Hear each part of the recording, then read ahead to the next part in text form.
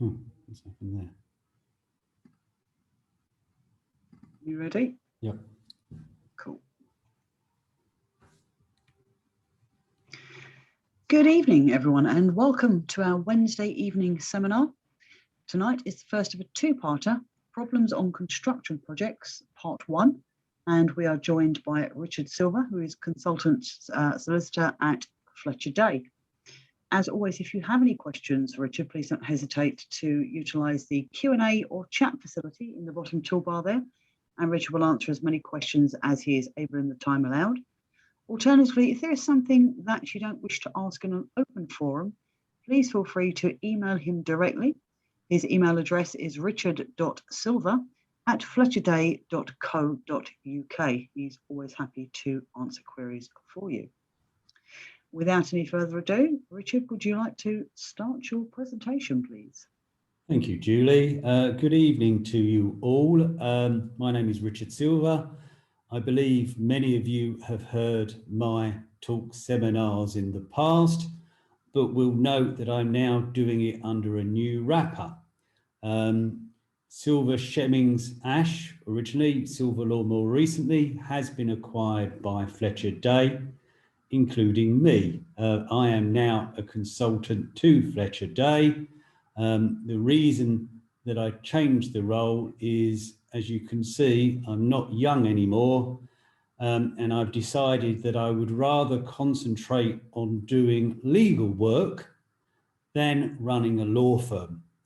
For those of you who know me, know there is nothing more that I like than a good argument, dealing with disputes, upsetting people. And I feel that that is much more enjoyable than dealing with the problems associated with a law firm. So hence, I've now joined Fletcher Day as a consultant. To give you a brief background to myself, I originally worked in construction. I was a chief surveyor and construction director. I'm a fellow of the Chartered Institute of Surveyors, member of the Chartered Institute of Building, a fellow of the Chartered Institute of Arbitrators. I'm a panel adjudicator. I'm on both the RICS, the CIARB, and also the CIC panel. I'm also a named adjudicator in a number of contracts. I'm an arbitrator, and I have in the past been an expert witness. I deal with all forms of disputes, be it in litigation, arbitration, adjudication, mediation, conciliation, you name it, I've done it. And at the moment, thankfully, I'm very busy. And I anticipate, with all that's going on in the world, that I'm likely to be very busy in the future. And what I have found in the last 12 months or so is many clients that I've dealt with over the last 20, 30 years phoning me up now saying that they are having more problems possibly than in the past. And a number of regularly asked questions are being put to me. And I thought it might be useful, therefore, to run this course. And that is really just to deal with the things that regularly occur on construction projects and cause problems. And what we're going to cover in this part 1 section is letters of intent, subcontract, design, tender and extensions of time. And there's a different section for part 2. Now, it would be impossible to cover everything related to these 5 issues in the time. So I've tried to identify what are the main problems that parties get into. What are the main questions that are put to me? Now, strangely, I don't actually get that many questions on letters of intent. And the reason for that is that most people ignore that they're on letters of intent.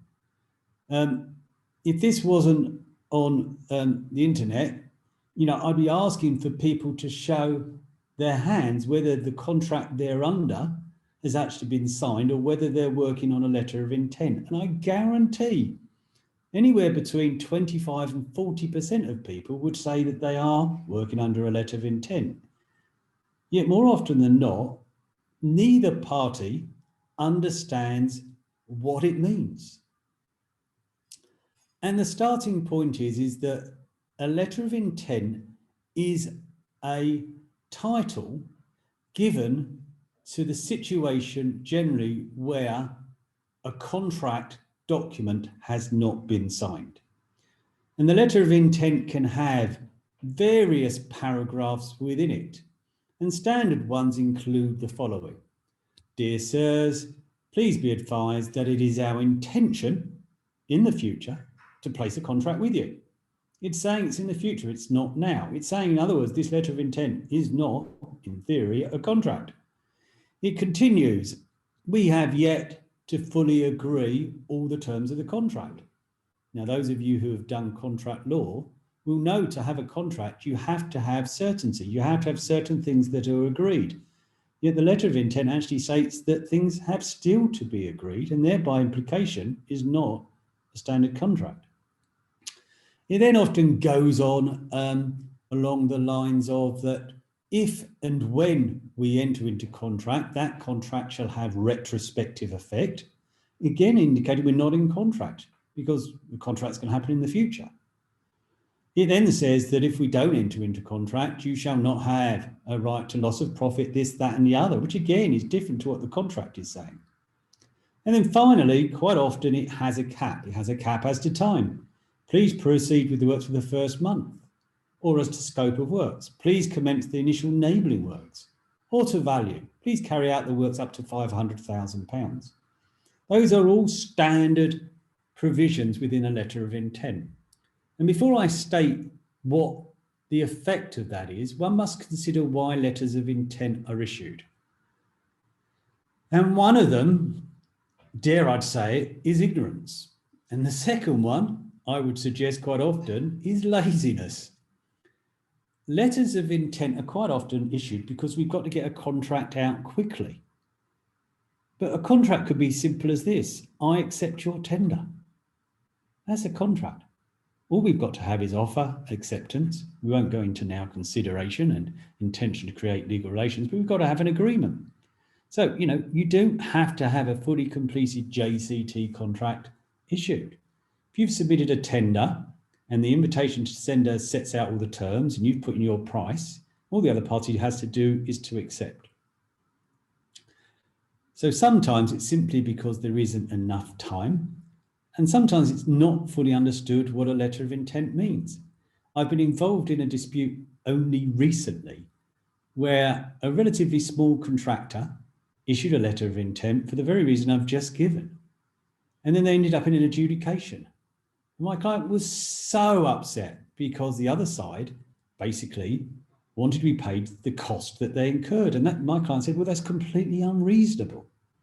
And my answer to him is, well, that's the way you've placed the agreement with him, because where you've had a letter of intent in the format that I've suggested, you are not in contract per se, but you're in an area of law called quasi-contract and restitution. And often what it is called that you have issued a simple contract.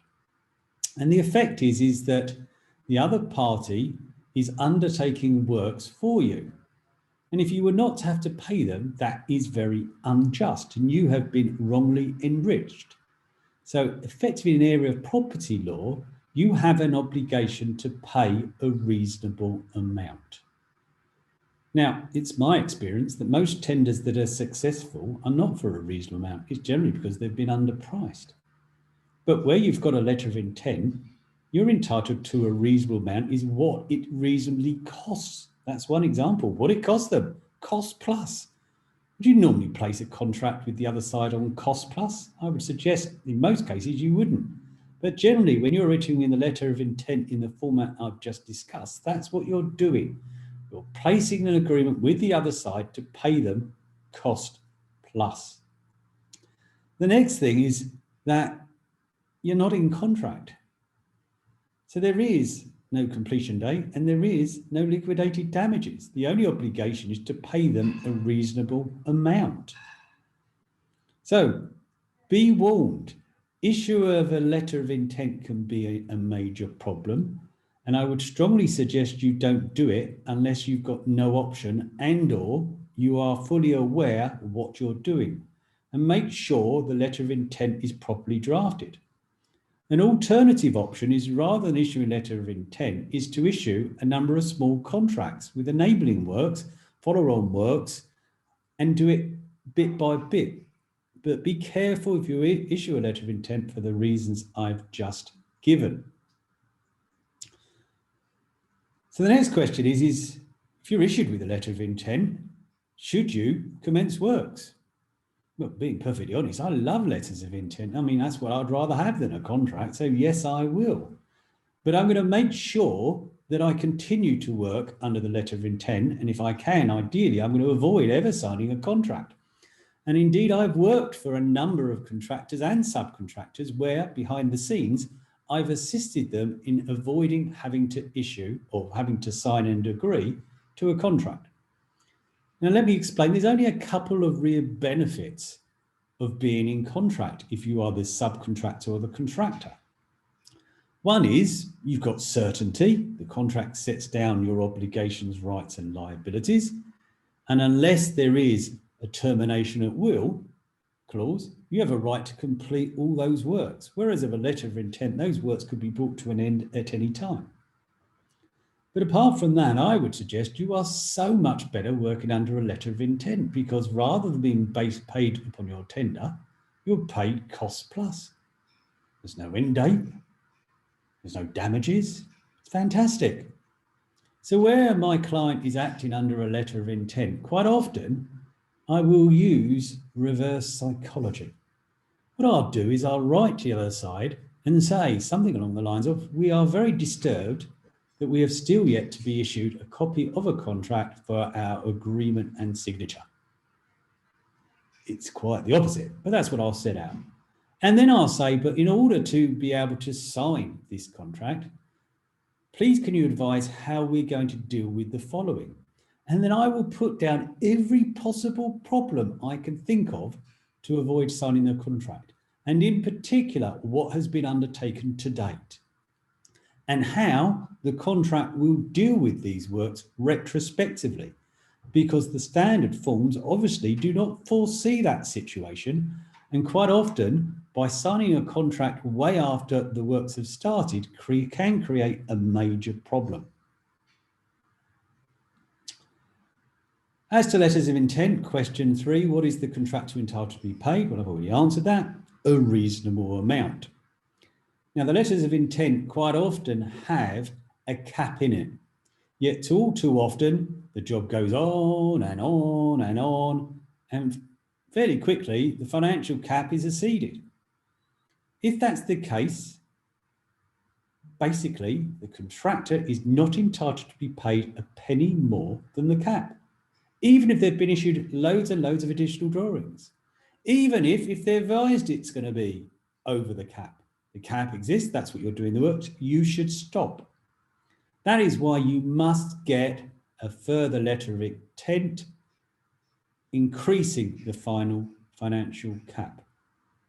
Now, the only way of getting around the arguments on the financial cap is if you can show that the other side has waived their rights and or are stopped from relying upon the cap. And the way to do that is to show that they've actually paid you a penny or more than the cap. Once they've done that, they've indicated that the cap no longer applies, and therefore it will be far more difficult for them to rely upon it. But if they haven't exceeded the final financial cap and they haven't agreed to increase it, if you expend more monies than the cap and seek a payment over the cap, you are not entitled to it. Question 5, what liability does a contractor subcontractor have under a letter of intent? Well, they have a liability not to be paid for works that are carried out incorrectly. And they may have a liability for works that have been wrongly carried out. But what they are unlikely to have is a liability for delay, damages, or anything like that. Now, I'm just going to give you 2 examples. Going back in my past, it's not unusual for an organisation to call me up and say, look, Richard, we've got this job. We're losing a fortune. It's our fault, but can you get us out of it? can you, by way of example, find some entitlement to extension of time so that we can A, avoid liquidated damages, and B, maybe, let's hope for it, can gain some loss and expense. So it happened in 2 occasions. In the first occasion, I went down to site. It was a large site in London. And what it involved was the building of a very large block of flats. But the works had not progressed very far. And the reason for that was the ground conditions, and more particularly contamination. This was an old factory, and there was huge contamination in the ground. And on such basis, they were being hugely delayed in getting rid of the contamination. And further, based upon what they'd priced in their tender, they were losing an absolute fortune. So I went down to site and said, okay, let me advise you, can I have a copy of the contract? And they said, yeah, here's all the contract documents. And I looked through and I said, hold on, some of these are missing, nothing seems to be signed. I said, oh yeah, that's right, we're still negotiating the contract at the moment. We have submitted a tender. We've done a number of applications based upon our tender rates, but there are some issues that still need to be agreed. Okay, I said, so why are you there? They said, oh, we've got this letter of intent. And they showed me the letter of intent. And I said, okay, well, I've got some good news for you. You're not under contract, and therefore you're not to be paid in accordance with your tender. To the contrary, you're to be paid a reasonable amount, and your reasonable amount is your actual cost in this situation, which is considerably higher than what you tendered for. What's more, there is no completion date, so you're not behind program. And further, you should be paid for all your prelims because you're doing a very good job. To say the least, they were both surprised and extremely pleased. When they then notified the employer, unfortunately, the employer was not quite so pleased. Ultimately, the project was brought swiftly to an end, and my client was paid all the money and was told to get lost. And as I understand it, the consultants were sued for negligence in wrongfully sending the letters of intent out and not properly placing the contract. So do be warned. My second example is not dissimilar. Again, I was called down to a contract where they were building a very large block of flats above or very close to a London Underground station. The problem was, with a full crash deck in place and all the scaffolding in place, no works had been carried out and many months had passed, and huge preliminaries and everything else, and subcontractors claiming for delay because nothing was going on. And the reason for that was because it was so close to the London Underground station that the contractor had to put in place a track monitoring system to ensure that if there was a problem and it caused any movement of the tube track beneath, they could stop the tubes and ensure, obviously, there was no serious accident. But the problem was this whole track monitoring system had to be approved by London Underground, and at that time, no one had approved it. Months and months and months had gone, and my client said, okay, can you advise me on this? And I said, okay, as is usual, please can you send me the contract? And they said, yeah, got it in yesterday. I said, I'm sorry? They said, yes, we signed it yesterday. Here's the copy. We've sent a copy back to the employer. Here's the contract. I said, well, what were you working on prior to yesterday? I said, oh, well, we still had a few things to agree. We were working under a letter of intent, but we signed the contract yesterday, and here's a copy. Situation was, if they'd phoned me up 2 days before, they would have had no liability. They hadn't agreed all of the essential terms. They therefore would have been paid cost plus and had no liability for damages. The fact that they had now signed the contract, they were in the contract, it was a design and build. The employer's requirements made it very clear that they were responsible for all the track monitoring and including getting London Underground's approval. They had no entitlement extension time, no entitlement for a change, and they were now going to lose a huge amount of money. This is not an unusual story. All too often, people do not know why they issue letters of intent, what they mean, whether they should sign them or not, and whether they should subsequently enter into contract or not. So do be careful.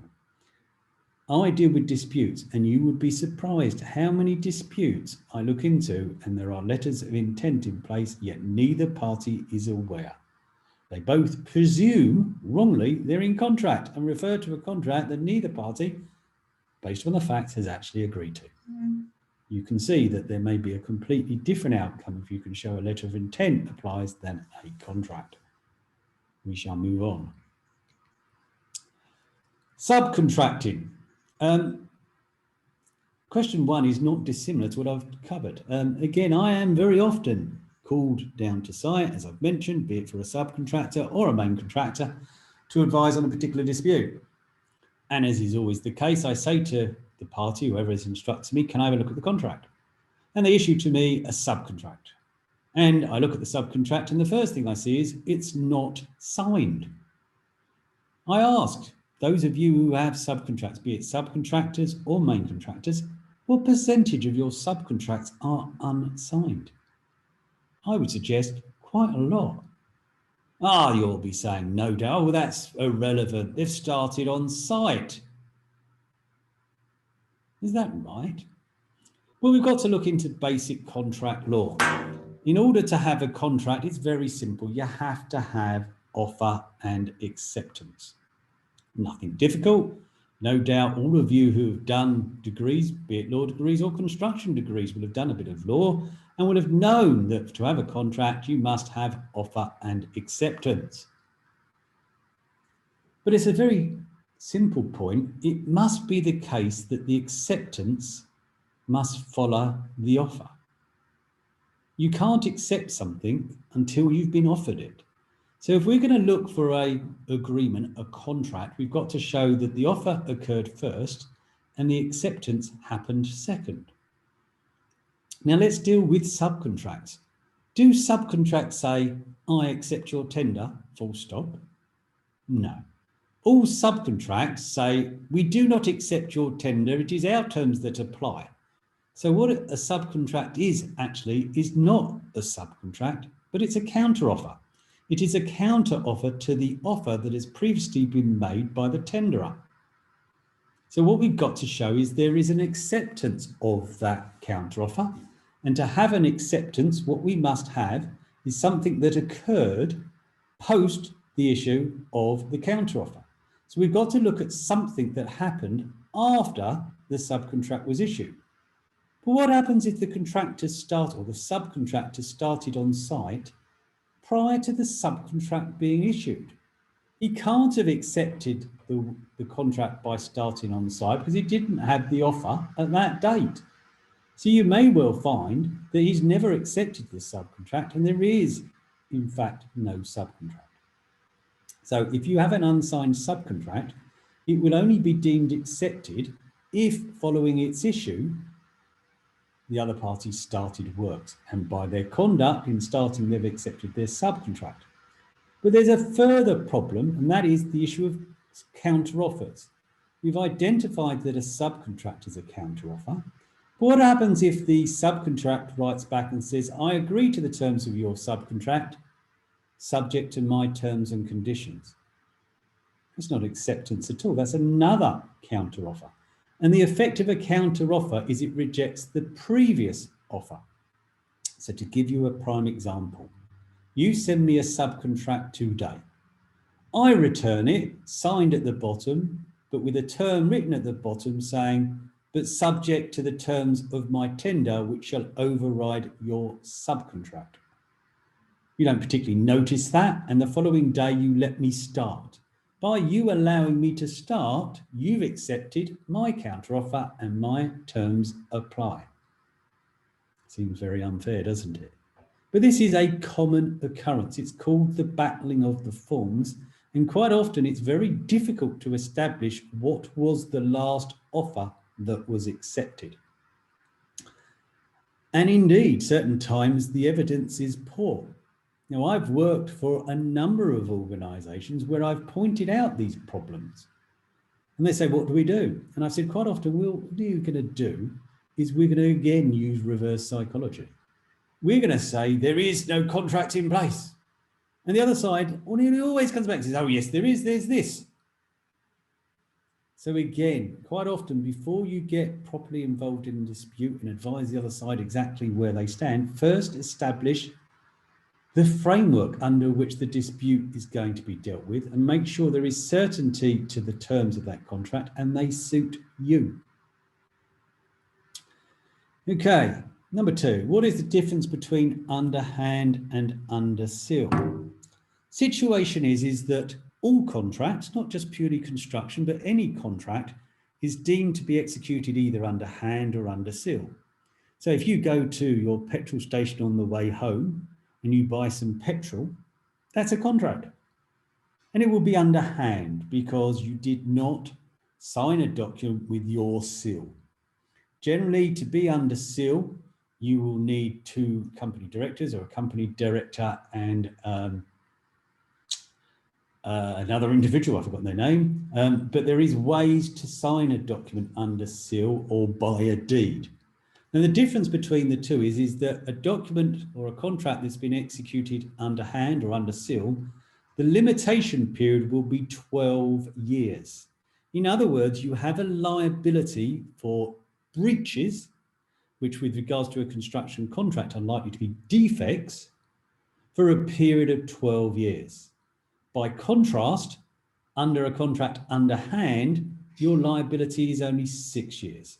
So if you're being the employed person, there is clearly a huge benefit to enter into a contract underhand rather than under seal. And this situation concerning underhand and under seal is a major issue at the moment, particularly to deal with large, tall buildings of over 18 metres with cladding on them.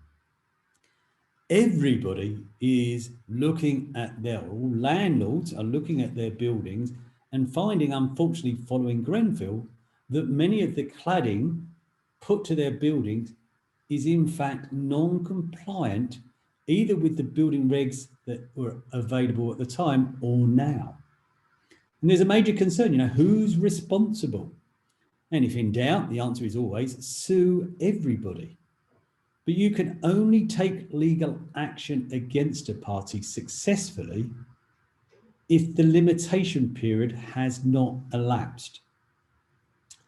So number 1, contractors, if you are under seal, do make sure that all your consultants and subcontractors are equally under seal. If you've got an obligation to be under seal, make sure that the other side has taken out insurance to cover it for the limitation period, 12 years if it's under seal. But when does this 12 years or 6 years run from?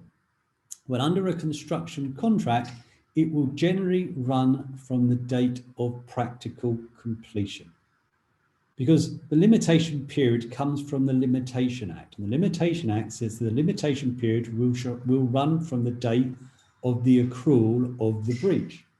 So when it was the contractor in breach? Well, very simply, when the contractor was issued practical completion, he was saying, I'm complete, everything's complete. And it wasn't. So it is that date he was in breach. And hence the limitation period runs from that date. And as I've mentioned, underhand 6 years, under seal 12.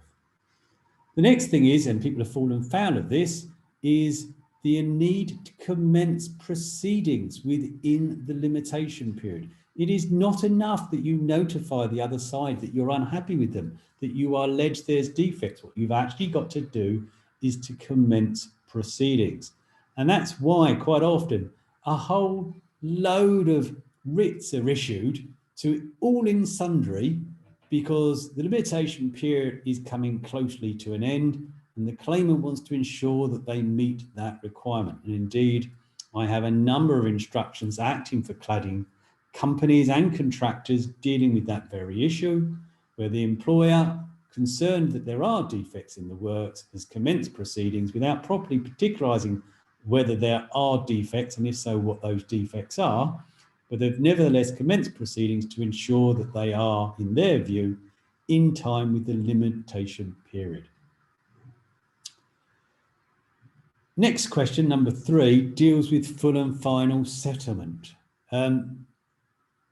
It is not uncommon under a subcontract that the parties enter into an agreement once the works have been completed dealing with the final account, which it is stated to be in full and final settlement. But the big question is in full and final settlement of what? Is it what is due to the subcontractor, or is it what is due to the contractor? Is it what is due based upon the information that is known now? Or is it based upon what everything is known now or in the future? Does it exclude the subcontractor's liabilities for latent defects that may run for another 6 or 12 years? Answer is, it depends. Unless you are looking to settle everything, you should generally say this is in full and final settlement of the amounts due to the subcontractor, but not more. That's simply saying is that we have agreed what you as the subcontractor are going to be paid, but we have not agreed that you are not liable for any latent defects that may arise in the future. Now, the subcontractor might say, well, I'm not really happy with that. And they may seek to say that we want it as being full and final settlement of all claims known at the moment. If they're lucky, they might try and get it for all claims whether known now or in the future. But most of the forms that are issued by main contractors are only settling the subcontractor's entitlement to payment. They are not settling the contractor's right to take action against the subcontractor for such matters as latent defect. Now, one thing's for sure is I see a lot of contracts, particularly subcontracts, and they are very lengthy. Most of them are not the standard JCT form, nor the NEC standard form. And even where one of those forms are used, there is huge amounts of amendments. The NEC recognises the possibility of amendments by the inclusion of the Z provision, whereby in option Z, you can include all the amendments to the contract, and it usually goes to thousands and billions of pages. Similarly, I see JCT forms referred to in the subcontract order, but there are no end of other documents and huge amendments. Now, the problem is, unfortunately, quite often those subcontracts are not put together properly. And that can create loads and loads of problems. And I'm only really going to deal with one particular problem, and that is time. Quite often, I look at contracts and it would appear to be extremely onerous, and it sets down a start date and a completion date. And if you don't complete by a time, there's damages. Or where it's a subcontract, whilst there may be a time, it may be the case that the damages are at large and the contractor can charge you whatever is the total loss he says you've been incurred. But in order to be able to do that, the contract must be clear and not ambiguous or uncertain. And to my experience, quite often subcontracts are not certain. They are not properly filled out. They are very unclear, particularly where there is sectional completion, milestones, phasing. All too often, I find that the contractor's drafted is not clear. And as a consequence, I am able to get out of it. A Houdini trick. I look at the way it's produced and I show that there is two possible meanings. Or it is so uncertain I can't work out what it is, and there could be 20 different meanings. As soon as I've done that, I can then seek to rely upon the contra preferentum rule. There is case law to say that in circumstances where there is uncertainty as to time and liquidated damages, they are to be construed strictly contra preferentum. In other words, an interpretation is to be put in favour, in this case, to the subcontractor. And quite often, the interpretation put to it is that the provisions for time don't work, and we get a common used phrase, time is at large. Now, no end of people claim time is at large, particularly where they say they've claimed an extension of time, but the other side has refused to grant it. That does not make time at large, because even where the other party has failed wrongly to award you an extension of time, the contract provides for adjudication, arbitration, or litigation, and the adjudicator, arbitrator, or litigator can award you such extension of time. So it is not rendered at large. But where there is uncertainty or ambiguity, then there is every chance time will be rendered at large.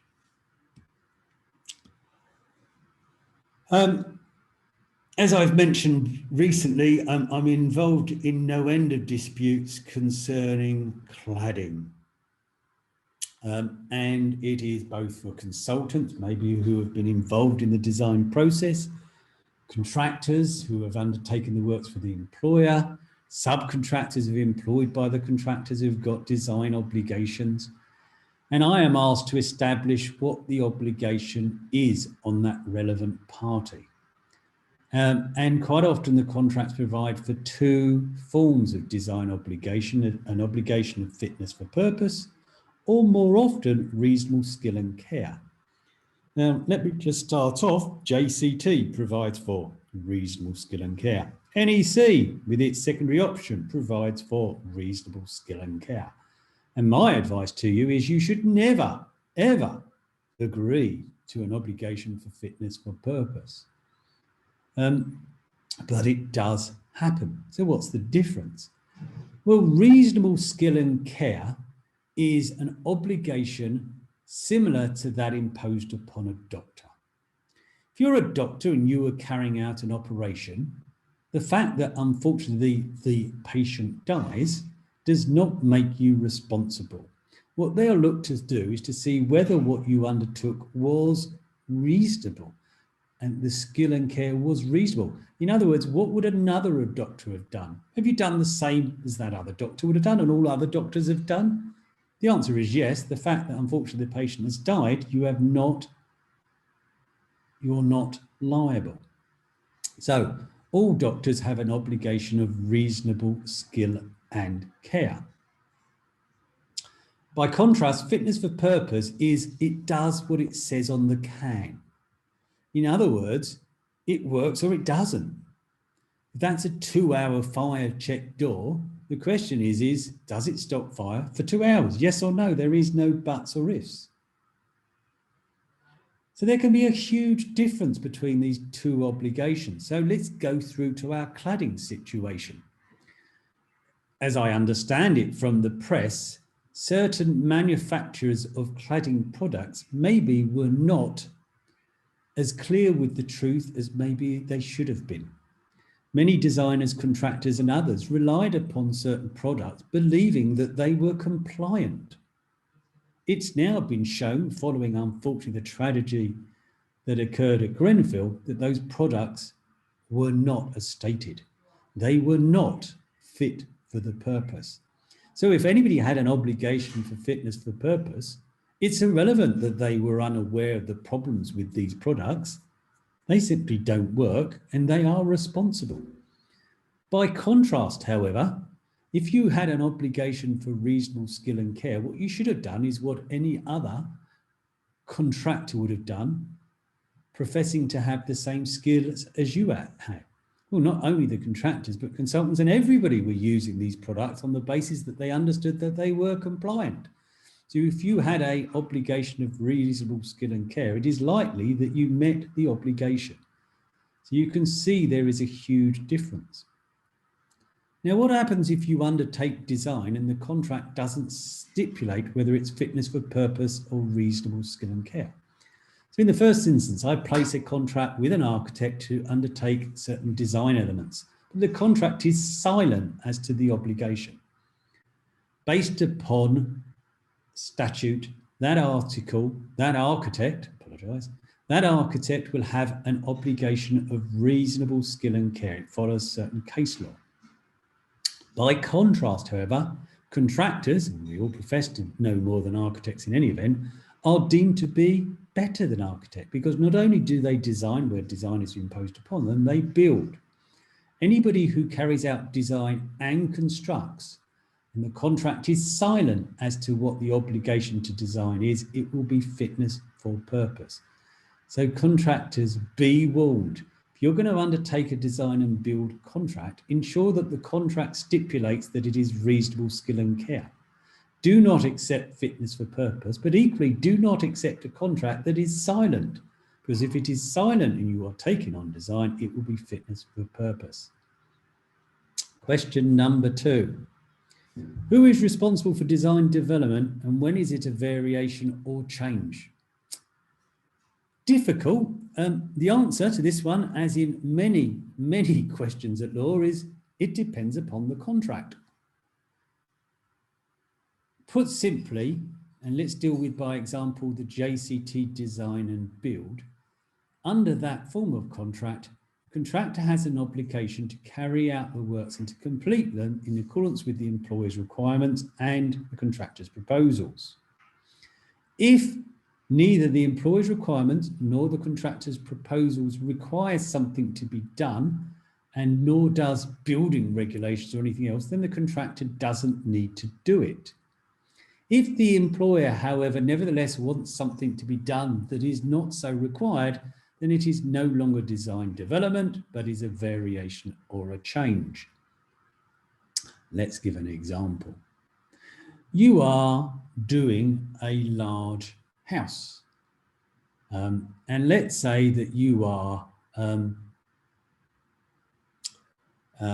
providing a detail for pipework. And you put all the pipework and the employer says, well, I don't really like it. You know, I want it all boxed in and I want all of this and I want that and the other. The question is that a variation or is it design development?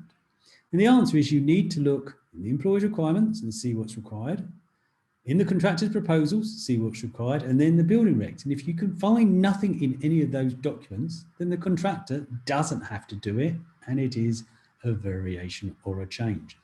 This is a common problem. No end of problems are caused by design and build contracts where the employer has not properly put together their requirements. Because we know what happens if a contractor is left to design, you'll end up with a box.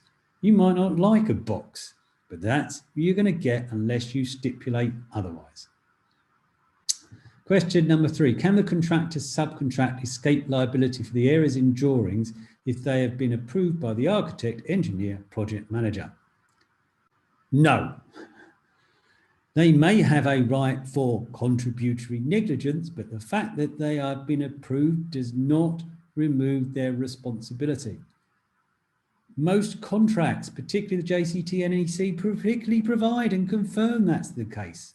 So simply getting the approved does not remove your responsibility. One thing that can cause a problem is the issue of the final certificate. You will be aware that the JCT changed some time ago with regards to the final certificate, because where a final certificate is issued by an architect, it indicates that anything that is required by for his approval has been approved. So if a contractor was required to obtain an approval from the architect and he's issued the final certificate, it's deemed that approval was given. So therefore the architect cannot complain. But if the contract goes beyond that and says, what's more, you've got to comply with building regs, and there is a failure to comply with building regs, the contractor will still be responsible. Another problem, what liability does an employer have for subsoil reports which are inaccurate or misleading? You know the answer, depends upon the contract.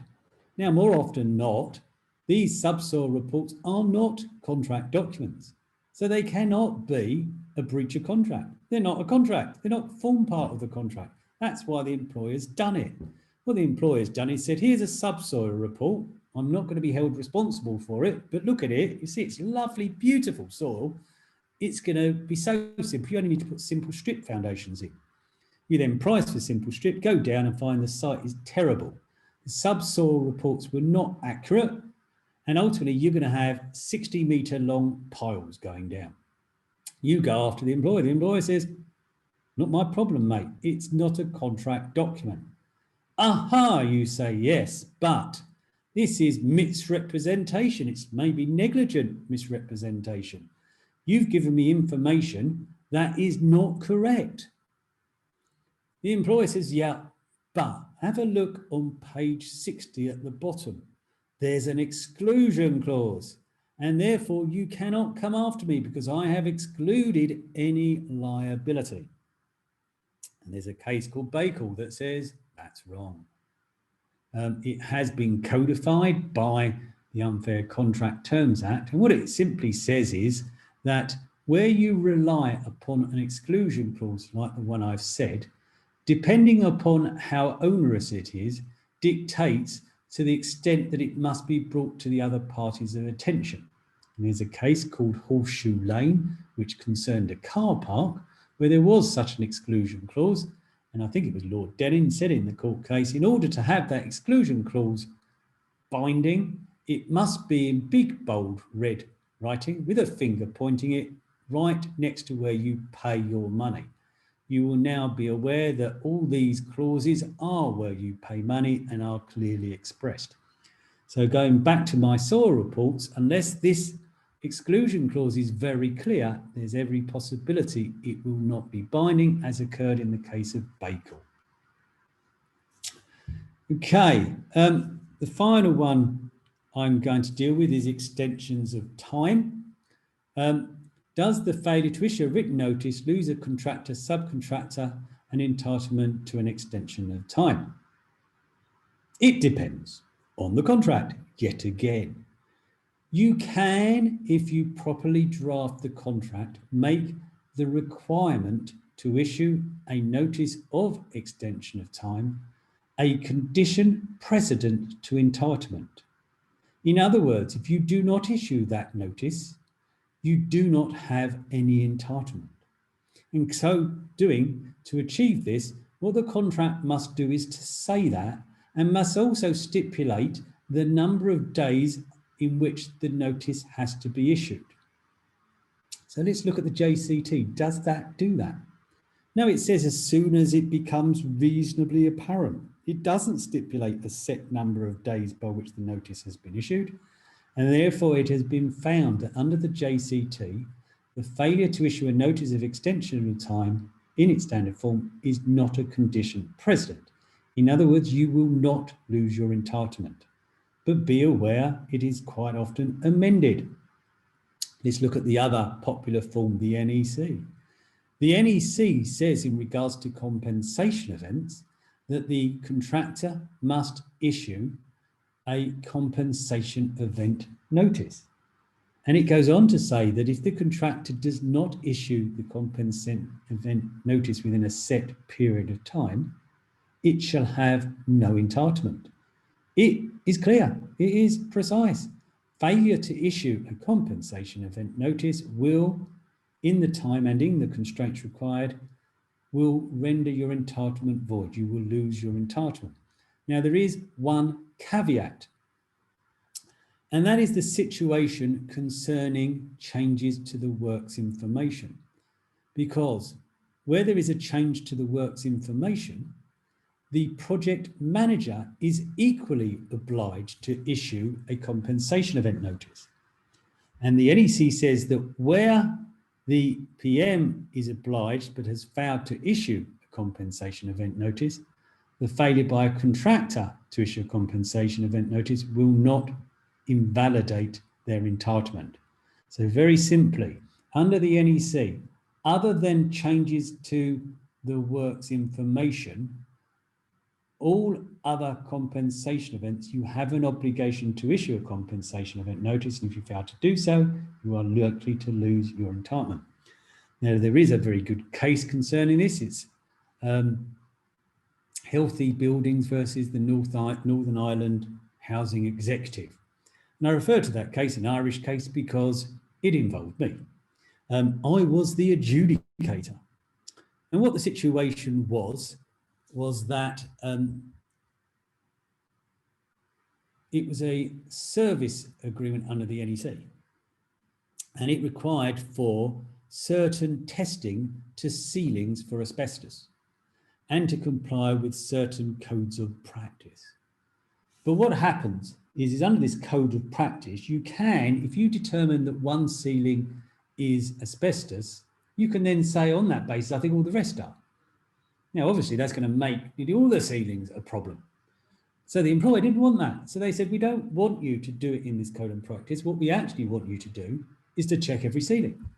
And that was recorded in a set of meeting minutes, and the contractor or this services subcontractor, contractor did exactly what they said. They tested all the ceilings.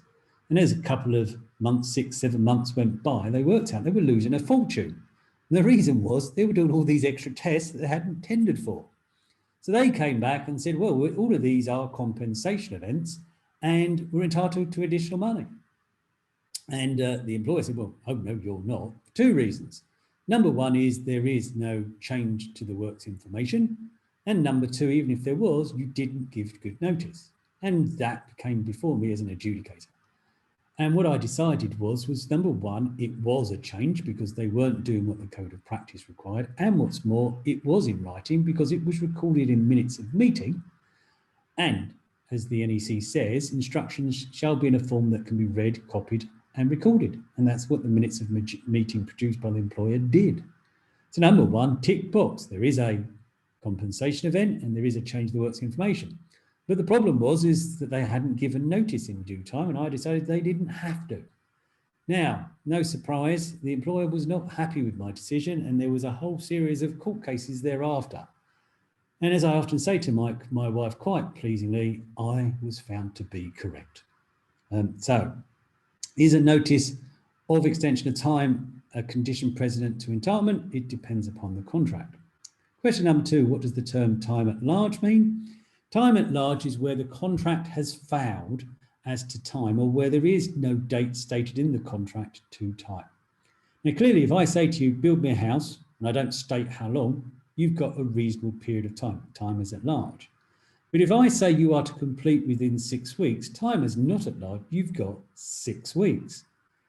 But that time can be rendered at large, because if I say to you, you've got to complete in 6 weeks, and then I delay you, I cannot enforce you to complete within that original period of time. I must be permitted to extend the date for completion. That is why we have all these extension of time provisions in the contract, because without them, it is likely that contract will be rendered at large. I'm just going to give you one particular example. The JCT provides for deferred possession. It allows the employer to defer possession by 6 weeks.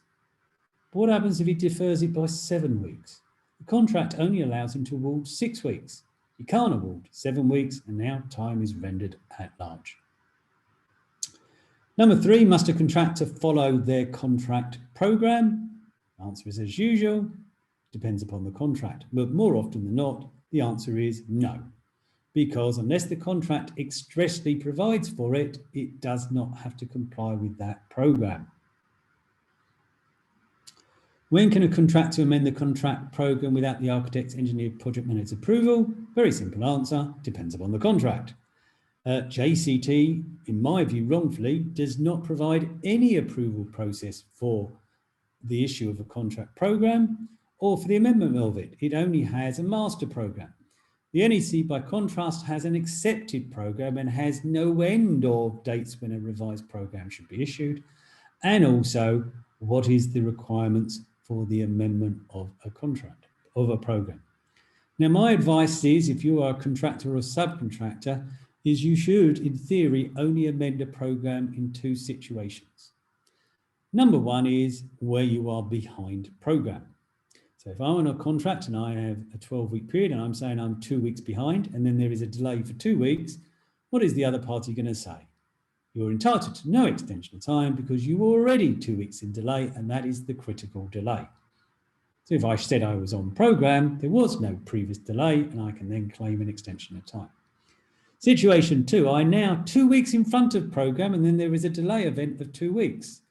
If I claim the extension of time, what's the other party going to say?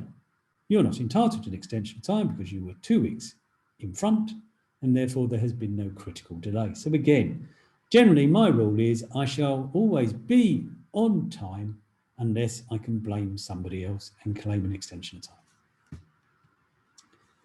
Is the contractor entitled to extension of time when an architect, engineer, project manager fails to issue drawings to suit the contractor's program? Answer again, depends upon the contract. JCT provides that the employer must issue information to enable the contractor to complete by the completion date, or where they're behind program to meet with the progress of the works. So very simply, if a contractor produces a program showing themselves finishing early, and the employer fails to issue information in due time to enable them to complete by this earlier completion date, the contractor has no entitlement extension of time. The case is Glen Lyon versus the Guinness Trust.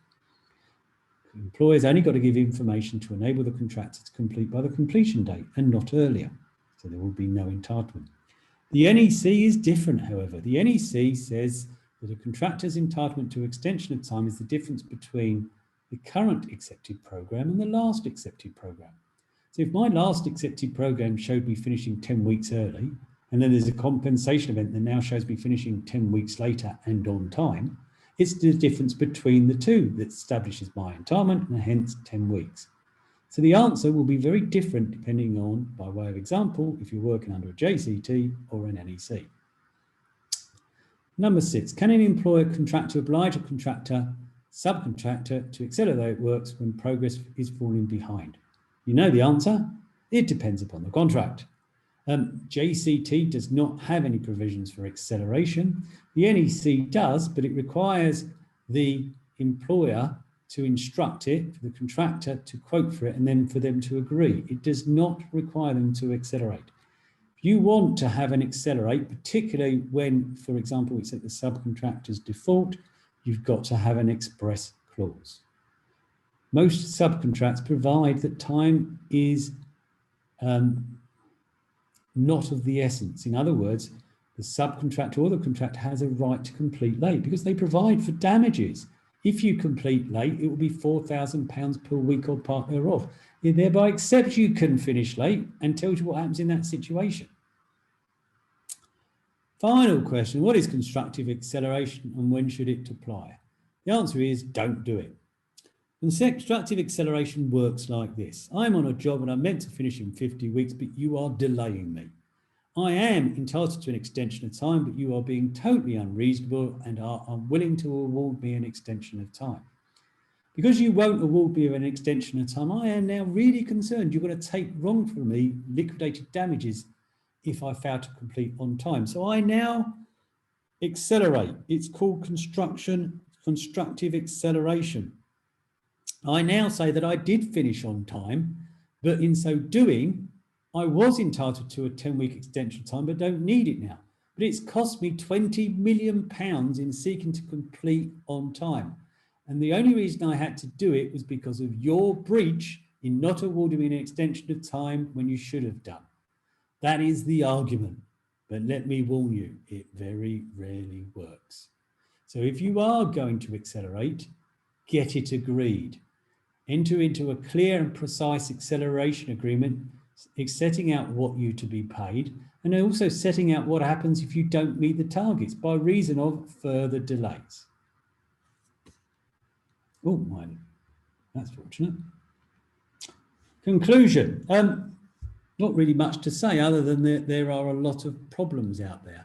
What I would impress upon you is to read your contract, because as you've seen, nearly a lot of the answers I've given is it depends upon the contract. Julie, are there any questions? There don't appear to have any come in so far, because I think because it was a mainly Q&A based session, I think you've answered any of them. But if there are any questions from our viewers, then now is the time to ask.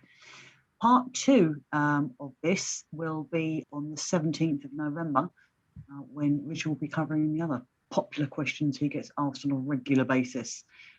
So if you have any questions, please pop them in the chat or the Q&A, or as said before, richard.silver@fletcherday.co.uk, and he will happily answer anything you don't wish to ask in an open forum.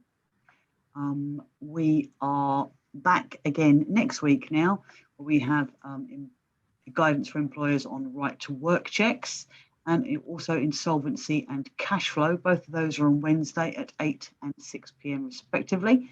If you would like a place on either of those, please email seminars@fletcherday.co.uk and we will book you in to send you the login details.